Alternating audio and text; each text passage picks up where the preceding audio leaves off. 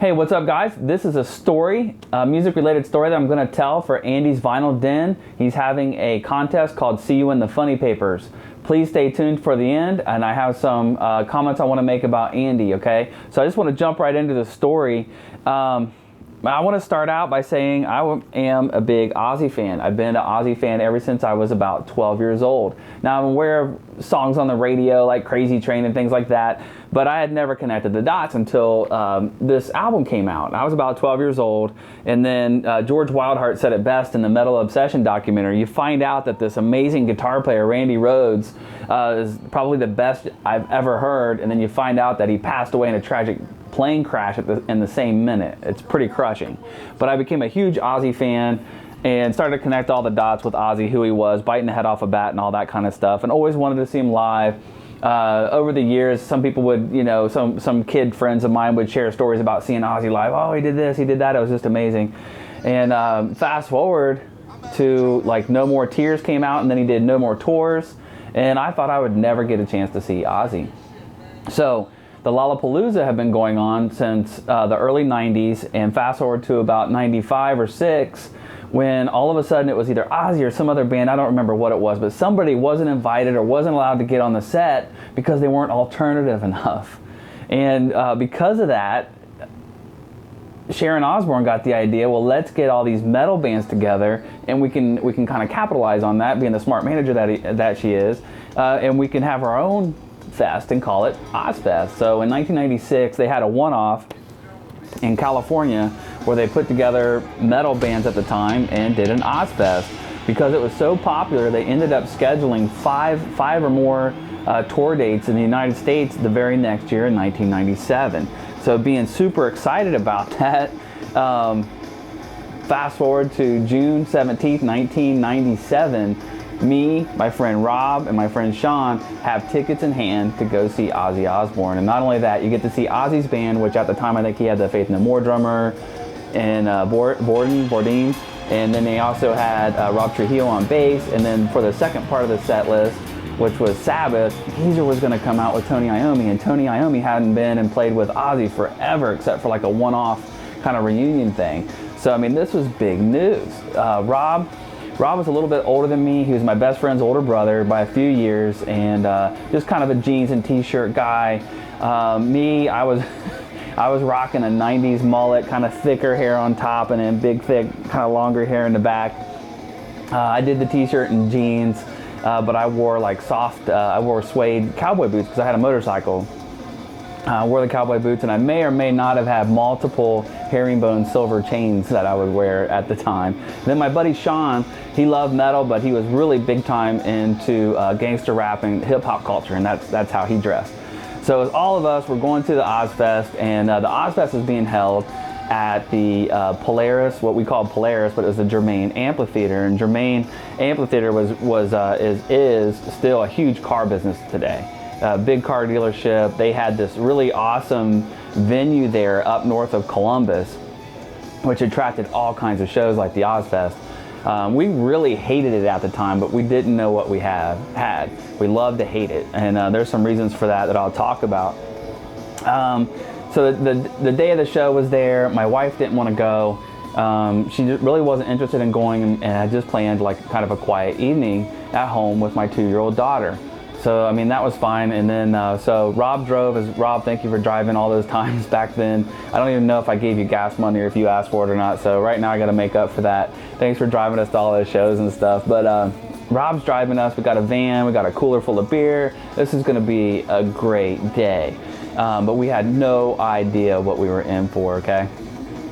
So we roll up into Polaris Amphitheater, and we park on this huge grass lot that they have for parking. I mean, this lot is huge, and we're used to kind of going to Buckeye Lake and Legend Valley, and usually there's some tailgating before the show. So we parked the van, we got some fold-out chairs out, and we started to relax. No sooner did we get the chairs set up and the cooler out, at the security team on mountain bikes were riding around with their bright yellow or brightly colored shirts on, riding around with little bicycle helmets on, making people move in, get up. And I'm talking, this is like 11:30 in the morning. because the Ozzfest had so many bands playing. They started early, but you couldn't tailgate. So we are just ticked off. You can't hang out, and you're forced to go inside. And once you go inside, you can't leave. And I don't remember what it was, but like a Big Mac, they had like McDonald's there, and a Big Mac was like $8, I think, or something like that, $5 or $8, whatever it was at the time. It was an extreme amount. Drinks are like $8 each. So it's like, really, we kind of wanted to hang out in the parking lot, snack a little bit and stuff like that before we went in. So it's like, screw you guys, fine, we're gonna head in. Don't worry about us. And just about that time, Machine Head went on. I didn't know Machine Head was coming on first. I'm a huge Machine Head fan. So we start working our way up. I'm kind of wanting to get there to hear Machine Head. And on the way up, it was Germain Amphitheater, so there's like this really nice, like brand new Pontiac Grand Prix sitting there. You know, you could win this car or sweepstakes or whatever, and we kind of make our way in. As you come in, like, you just start feeling the excitement, you know, and you start seeing fellow metalheads and people that are just, you know, stoked to be there. They had 2 stages going, and pretty soon we found a good spot on the lawn and just enjoyed some killer shows. I don't remember all the details, but I know Machine Head wrapped up, Fear Factory, I kind of mix them up with the other Ozzfest, but Machine Head had a great show. I forgot who I went and saw at the second stage, if they even did a second stage that year, I don't remember. But I do remember Fear Factory, and then we were just kind of waiting for Pantera. I mean, Pantera would have been my #1 band to see that night if it wasn't for Ozzy. So it starts getting darker, it gets later. Marilyn Manson does a set. There's like this bomb threat. We start hearing these rumors about some kind of bomb threat, and that blows over, the concert goes on. And then after Marilyn Manson, Pantera came on. So we were like, yes, this is Pantera. My buddy Sean and I, you know, I think Great Southern Trendkill would have been their last one that had come out at the time. And we listen to Pantera almost every day at work, and so we're just, you know, ready for this, you know. And so Pantera comes out, Phil and Dime and Vinny, Rex, everybody comes out, and it's just boom, they just go nuts, and the crowd is, I mean, by this time the crowd is packed. There's probably 20,000 people there. And I never been, since Metallica had a really good mosh pit, and it had a pretty good, decent pit going on, but this was different. These hurricane circle pits erupted in the lawn area. So you have the lawn area, and then you have like the seating, and then there's an area up front where there's no seating, and people were getting crazy there too. And so in the lawn area where we were at, there are these like hurricane circle pits, and I think it was like 2, and then it even went into like 3 of them for a while. And, you know, we're running in, and you know, you're shoving people back and forth, and it's pretty like a lightweight circle pit. It's not like what you see on YouTube videos today, but it was still pretty wild and great to be a part of. So Pantera just came out and just killed. I mean, it was just great, you know. So we're screaming and yelling, losing our voices and all that kind of stuff. And so they end their set. We know there's gonna be an intermission, and then Ozzy's coming on. There's a long intermission, nothing's going on, and then all of a sudden, you start seeing some activity on the stage. Crowd starts cheering. And then all of a sudden you find out it's Phil Anselmo again, and then they come out and start doing a Black Sabbath jam, and different people from the different bands that day came and joined them. So that was pretty cool. And we're like, oh, okay, maybe they're warming up and buying Ozzy and the band some time. They play, I don't know how many cover songs they did, but it seemed like they did a lot of Sabbath songs, and we're all starting to look back at each other like, what is going on? Finally, Phil gets on the microphone and makes this announcement. As soon as he said that, the crowd just shifted. It went from all this excitement and energy, and all these people were partying, they're in the heat all day, it was super hot, and it just got dark, man. I mean, just the pitch of everybody's voices went from yay to boo. People were booing. I joined in, you know, we're just kind of in the mix. We're like, boo, and they're like, you know, bull crap, and F this, and the crowd just starts yelling and stuff, and people are throwing the cups and stuff that they had. And then all of a sudden you start seeing some fires. People start lighting up fires. There's little fires popping up left and right. Some people are starting to leave. And we're like, man, what is going on? This is crazy. And then the crowd's chanting like Ozzy, Ozzy. And then that all kind of breaks apart. And then more fires are starting. People are getting ticked off. And then they're starting to get on the PA system and asking us to leave. And all of a sudden you hear this pop, crack, snap, snap. And then all of a sudden people just started taking apart the fence, the barrier fence. They started just kicking it and punching it, and they just started tearing it apart. And I'm looking at Rob, Sean's looking at me. We're like, we've got to get out of here. So we started to get the heck out of there. And as we're walking out, people are out there vandalizing the car, the brand new Pontiac Grand Prix. They're out there vandalizing it, and they're starting to push on it and shove it. And we're like, this is insane. We got to get out of here. And then the fence, we're looking back and we see the fence is on fire. And so it's like, oh my gosh, this is nuts. So we make our way out to the parking lot. We get back to the van. We're getting ready to leave, and we look back and we see that the cars are just jammed. Nobody's getting anywhere anytime soon. So we're like, you know what? Screw those cops on a bike. Let's hang out for a little bit. So we set up our folding chairs and we crack open a beer and just start hanging out, watching what's going on. There's a helicopter flying over, you know, saying, go to your homes, please leave and go to your homes. There's police, you look over that way a little bit, and there's like 4 or 5 police officers in riot gear, SWAT gear, you know, marching up towards where the fence activity was going on. And we're like, this is crazy, you know, we're a part of history. This is pretty neat. Helicopters buzzing overhead. So we're just sitting there chilling. All of a sudden, this big guy comes walking by, and he kind of stops and looks back at us, and he's got like this 3 feet piece of the fence with him. He looks back at us and he says, hey man, looks at me. He says, hey man, can I get a beer off you guys? And I'm always the negotiator. I'm like, I'll hook you up, and probably against my better judgment, I was like, I'll hook you up with a beer if I can if I can have that piece of fence. He looked at the fence, he looked at the beer, and was like, he was thinking, man, like, no way. And then he takes it, he breaks it over his leg, and he hands it to me, and I hand him a beer, and he's like, thanks, bro, you know, and takes off and goes his own way. By that time, we're looking up in the sky, and there's more helicopters, and I'm thinking, I got some evidence here against me right now. It's time to go. And then my other buddy's like, I'm like, is that a police helicopter? He's like, no, that's like Channel 10 or something like that. And I was like, Channel 10? And I'm like, oh my gosh, I just realized my wife's been at home. She's probably watching the news, and I bet we're all over the news. I was like, we've got to get out of here. I have to get home. So we climbed in the van. Rob got us all home. I don't remember who got home first or last or anything like that. But I remember finally walking up to the door of our apartment, walking in, and my wife's right there, like, what happened? I'm so glad you're home, and, you know, big hug. Like, what happened? What's going on? And I got to tell her about the story. So that's my story.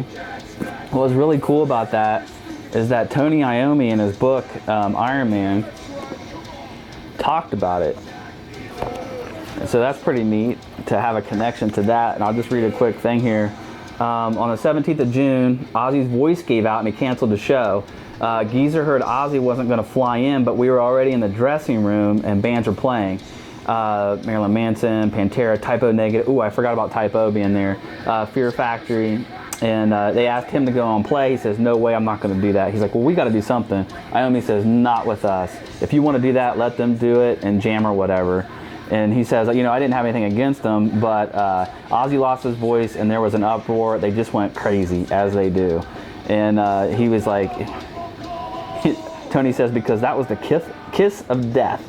He's like, you could see it before it happened that it was going to happen. And the other guys went on and played. So Tony Iommi actually mentions the Ozzfest RIOT in Columbus, Ohio that night. So I didn't get to see Ozzy that night. They ended up coming back a week later and then if you saved your ticket, you were able to get in, which of course I did something ridiculous. There is the piece of fence that the dude busted off for me and I traded a beer for. I have an audio recording. I accidentally mistyped the date, but I have an audio recording that you've been hearing of the whole night. I didn't record it. I downloaded it off of IRC, kind of underground downloading network, downloaded off of there, and then I went and got the microfilm one year and I printed up off of microfilm the news articles from that night. And it's pretty crazy. This talks about a farmer that was nearby that sat on his porch with a shotgun waiting for people to trespass on his property if they were making a shortcut to the parking lot. There's a piece of the fence going up the next morning where they had to clean it up. MTV News said, you know, the capacity crowd of 20,000 was less than thrilled with the news. About 1,000 of them took their anger out on the venue. Fans smashed box office windows, ripped down panels from a wooden fence, lit small fires around the amphitheater ground. According to the Columbus Dispatch, also seriously damaged at least one car and destroyed trees, fences, neighboring property. The riot resulted in the arrest of 23 attendees. I was not one of them. I got my ticket there, and then this tells you more details about the show. So that's my story, Andy. I'm sticking to it. Hope everybody enjoyed that. Andy's Vinyl Den, great guy, great channel, amazing talent with the art, And not only that, making the clocks and the different silhouettes of the faces of like Hendrix and McCartney, and doing that art with the vinyl is just amazing. And then I've seen glimpses of your comic book art. This looks really cool. What a great idea for a contest. And of course, working with Scott Waters and coming up with the 11 by 17 poster artwork for puppets. I mean, that's just a great great poster. So I have that came with my copy of the album. So Andy, really cool that you're in the vinyl community and can be a part of everybody that contributes to make the vinyl community great. So Andy, thanks for watching this bar. Sorry this is a buzzer beater for you. If you guys are still hanging in with me, thanks for watching. Leave a comment and we'll see you next time, or we'll see you in the funny papers. Been an unrelated incident. Ozzy taken ill and not even at the show. Ozzy did not perform. There was no Black Sabbath reunion. And so as one may expect, bedlam has ensued, and people are getting a little bit nuts, but please pull it together, people. All right, get over it. And in the meantime, Joe Show, hey, you're on the scene, buddy. How are you, friend? Dude, I got the fire line tape from where the bomb was. Check it out. Hang it up in the studio, man. I don't suppose we should make jokes about it, really, but Joe, anyway, what was the last thing that you saw as you pulled away? Well, I'll tell you what. Let's get our thoughts together, and let's go ahead and do the Ozzy Sabbath show that you didn't get to see tonight. QFM 96.